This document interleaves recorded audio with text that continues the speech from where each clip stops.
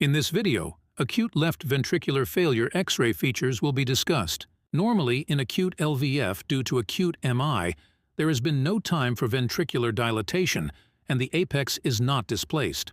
So on chest X-ray, cardiomegaly is not found. But acute LVF on the setting of chronic LVF, cardiomegaly is seen on chest X-ray. The first features on chest X-ray is abnormal distension of upper lobe pulmonary veins.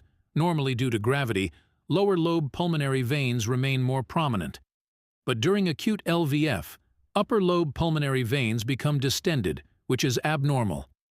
Beside this, vascularity of lung fields increases and pulmonary arteries are also dilated. If treatment is delayed or acute LVF is severe, then Curley's B lines are seen as horizontal lines in the costophrenic angles.